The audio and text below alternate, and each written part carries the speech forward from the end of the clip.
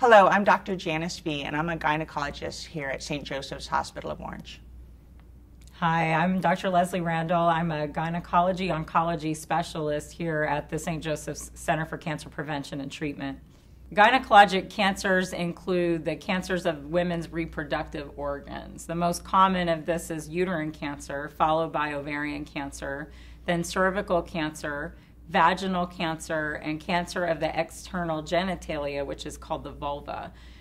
Some patients think that we treat breast cancer, but most GYN oncologists do not treat breast cancer, and this is managed by a different group of physicians. We're here to explain to you how the process works between a referral from me, the primary care doctor or gynecologist, to a gynecologic oncology specialist. When I see a patient in the office who may potentially have cancer, I first have to order all necessary tests to get the right information. This may include office biopsies or ultrasounds, and depending on the test results, if I think a patient is medium or high risk for cancer, I may request a referral to a gyne-oncology doctor prior to any surgery.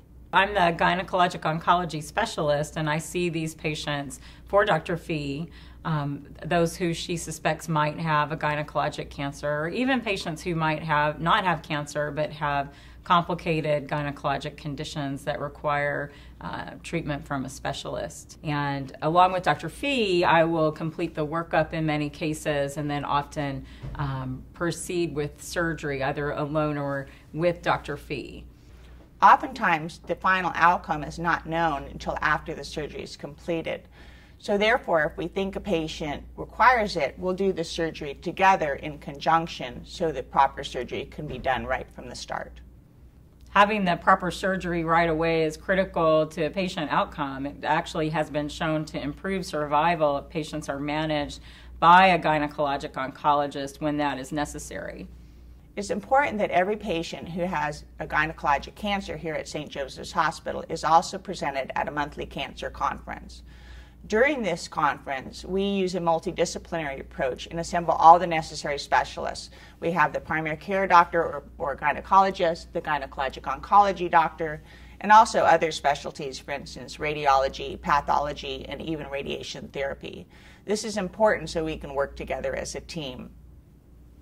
That's right. That's a critical part of the patient's management because patients after surgery might need to have chemotherapy or radiation or possibly even a combination of those.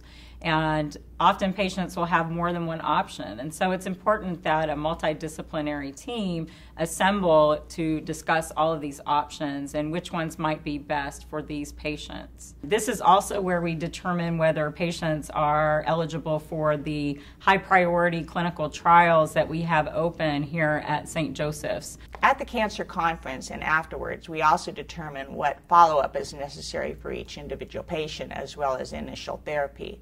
Even after a patient is cured of a gynecologic cancer, we work together to ensure the best follow-up and outcome for that patient.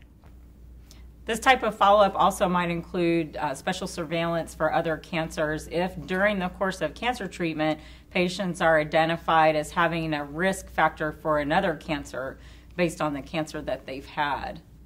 We hope this presentation has been helpful in determining how we will work together with gynecologic oncology and with gynecology to present the best patient outcome.